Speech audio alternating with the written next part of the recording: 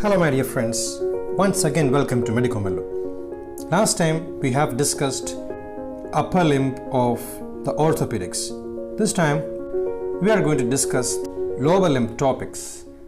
First of all, let us see the fracture of neck of the femur. It can be of intracapsular type as well as extracapsular type. But the extracapsular type now we are studying or learning as intertrochanteric fracture. How this intracapsular fracture, the fracture of the neck of the femur as such, is classified. Anatomical classification goes like this: subcapital, transcervical, basal. This is the subcapital type, just below the head, and the second one is the transcervical, across the neck, and the third is the basal, towards the base, and this is the anatomical classification. Next is the Powell's classification. It is based on the degree, the angulation of the fracture with the horizontal level. There is 30-degree fracture and it goes like this. The 50-degree, the line goes like this. In the 70-degree, the fracture line is almost around vertical. And this is the Powell's classification. Next is the Gardner's classification. Stage 1 is incomplete fracture. Stage 2 is complete fracture, and there is only a break in the trabecular stream and there is no displacement.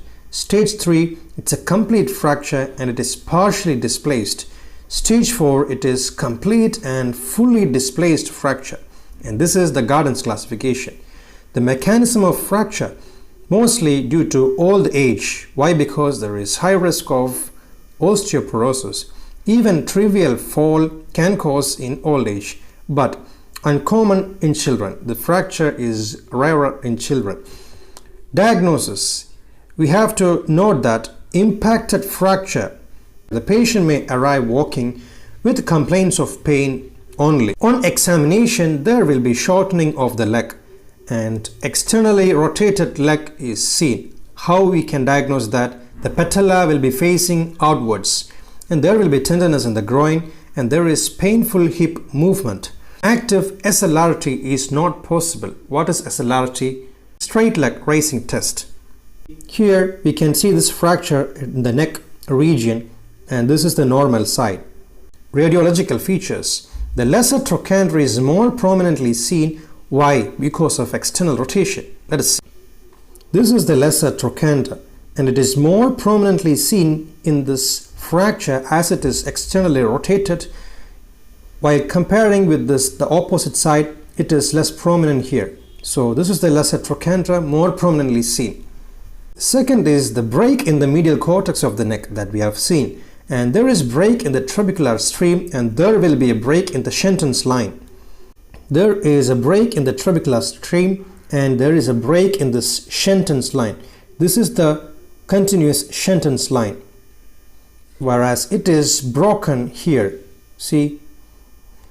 And this is how we diagnose this breakage, this fracture of the neck of the femur, only by comparing with the normal side. So X-ray of the both hips are important. We have seen the impacted fracture written before. Obviously there will be a displaced fracture also. This is the impacted fracture. See, this fragment, this distal fragment is impacted into the head, the capitis of this femur, and that's why it is called as impacted fracture.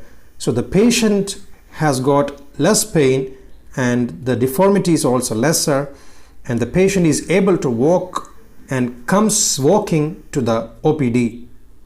And this is the displaced fracture.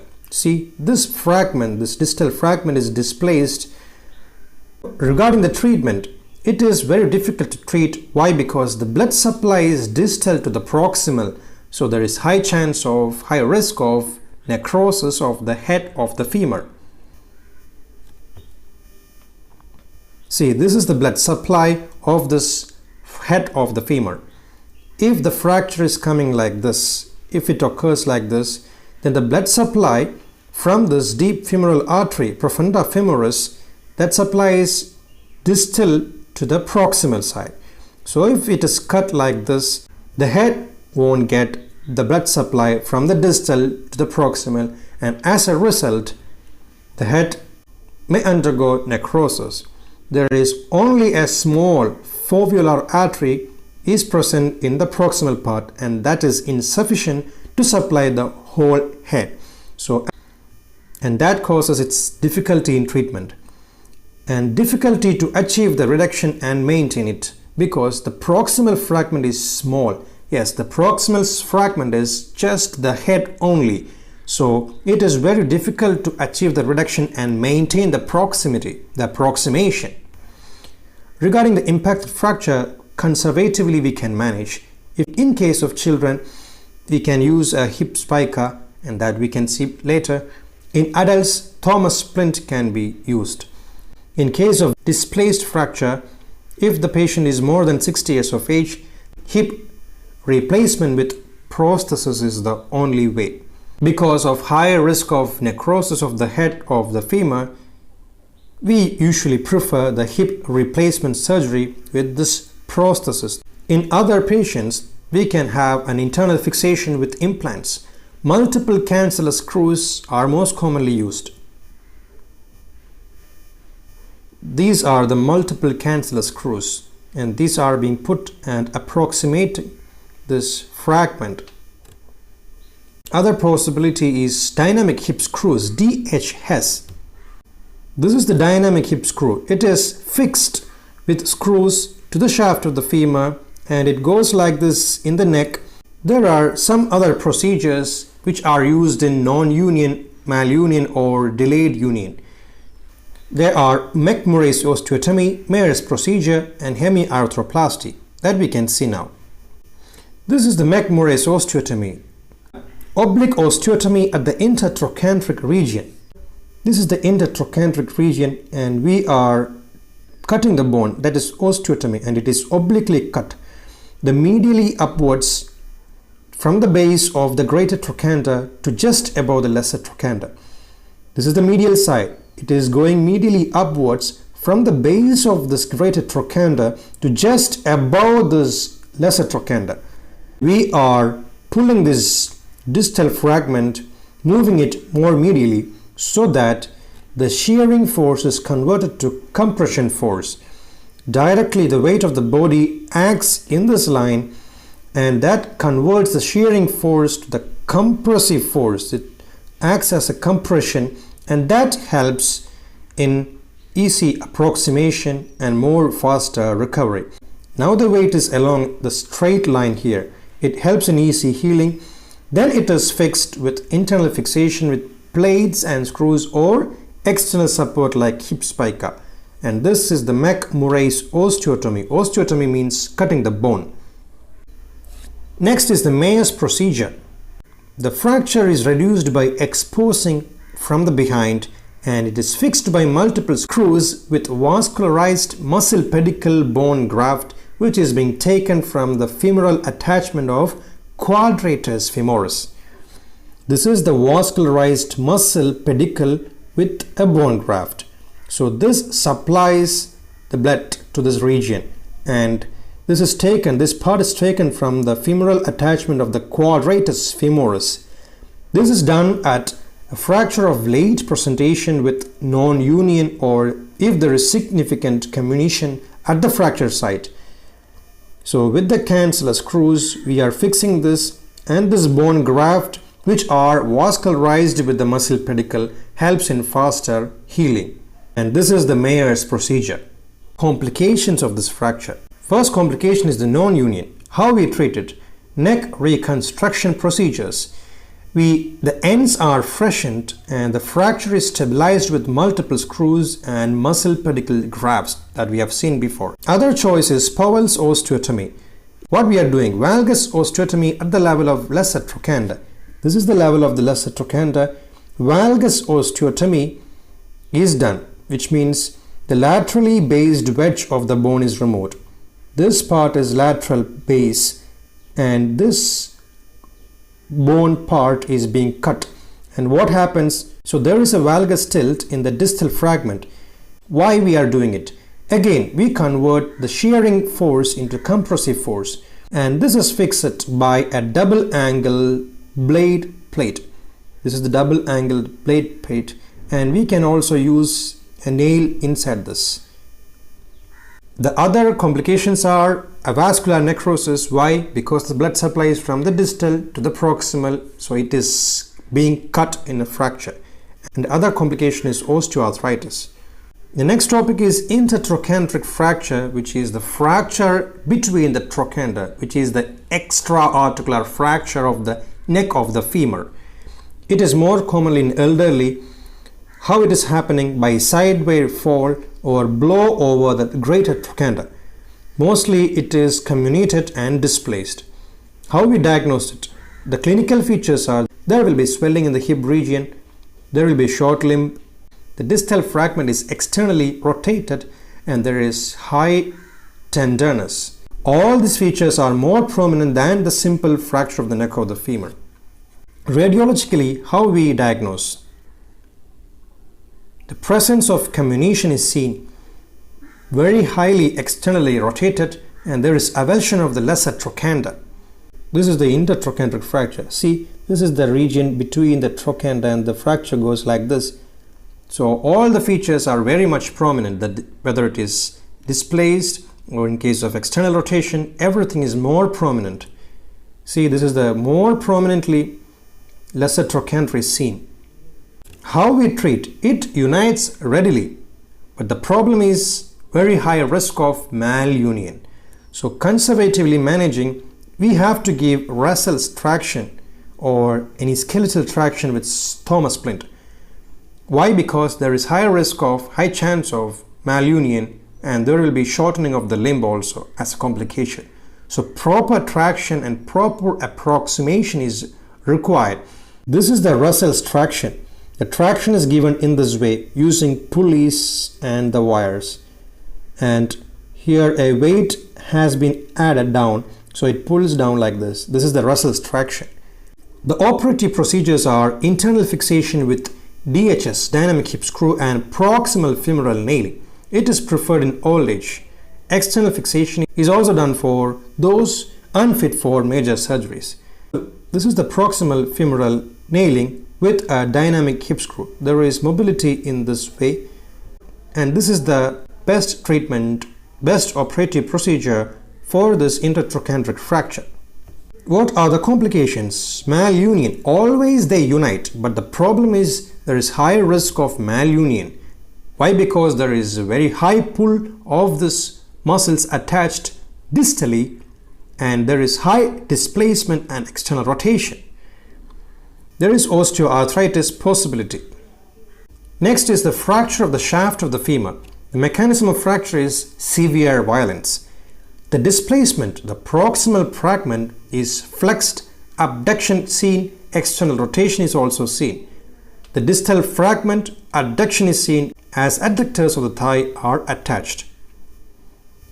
See, the proximal fragment here is flexed and it is abducted and externally rotated, whereas the distal fragment, it tends to adduct because the adductors are stronger and they are attached like this.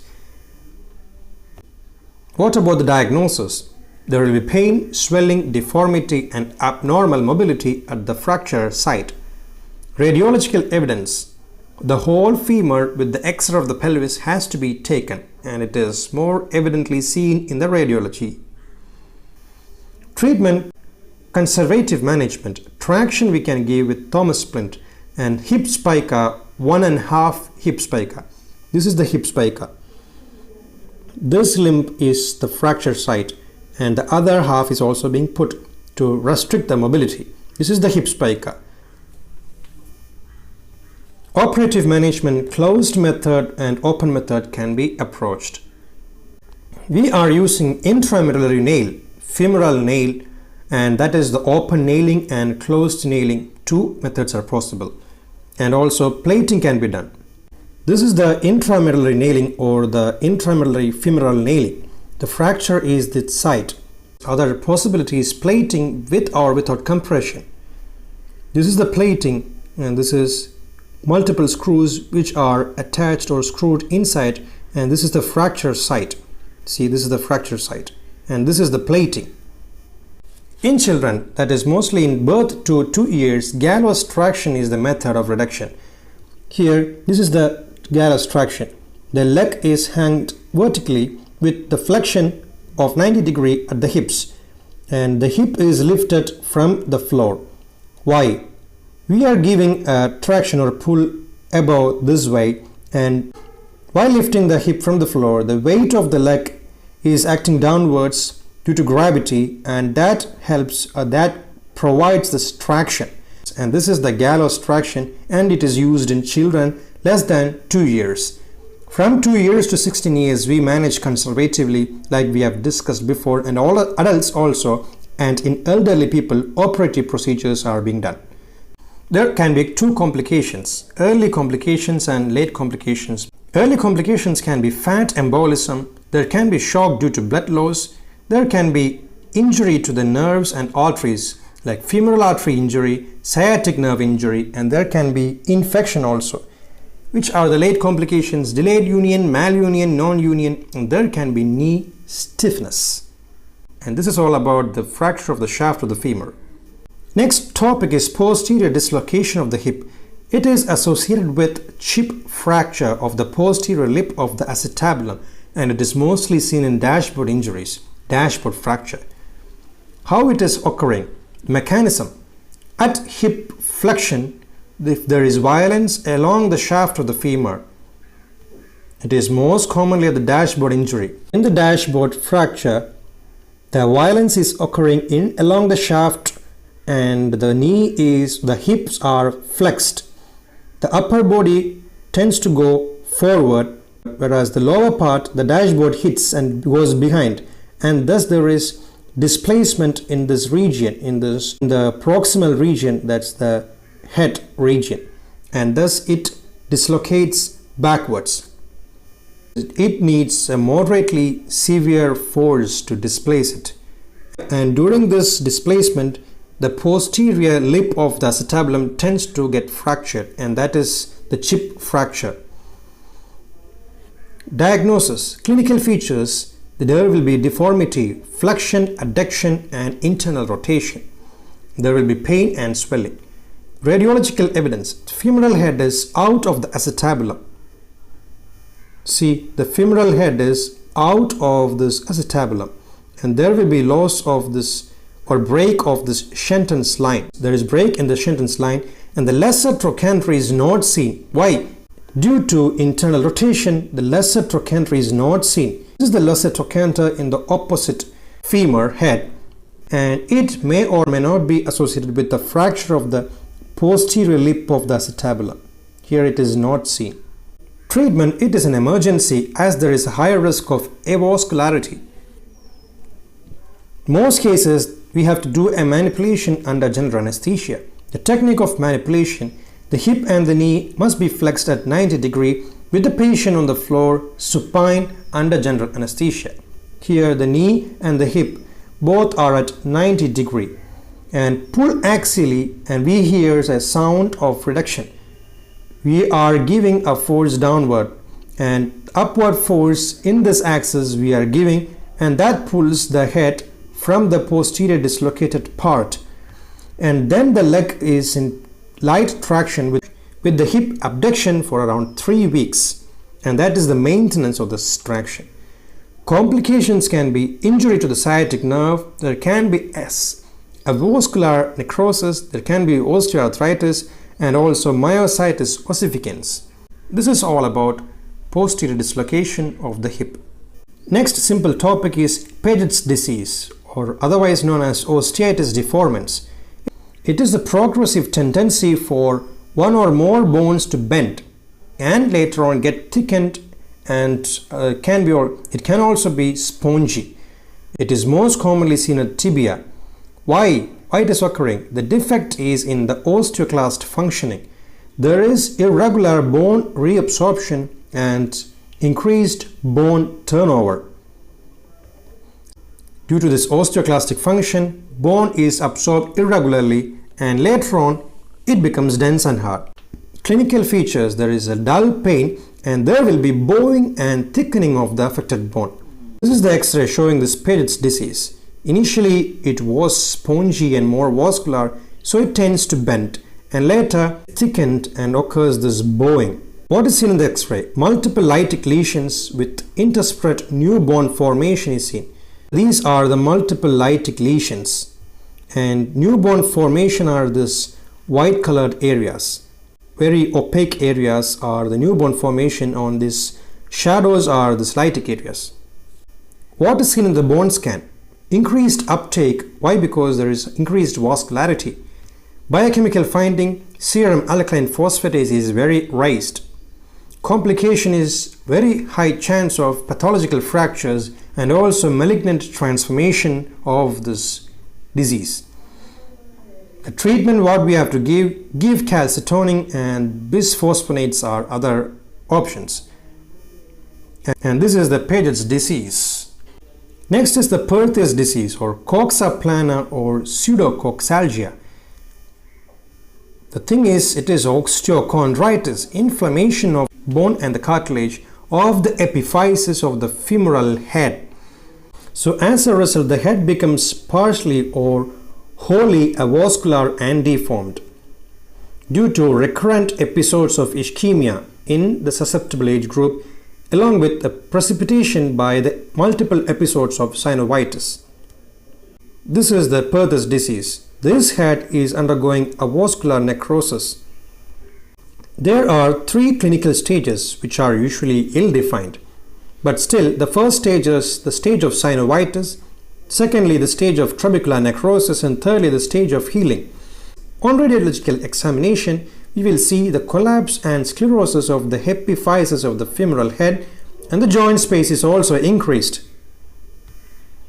See, this is the epiphysis of the femoral head. It has collapsed and there is avascular necrosis. The space above this head, between this head and this acetabulum, has increased. Regarding the clinical features, it is common in boys at the age group 5 to 10 years, and that is the susceptible age group. Presents with pain in the hip which radiates to the knee. There will be limping and hip stiffening and shortening of the limb, and there is restriction of abduction and internal rotation.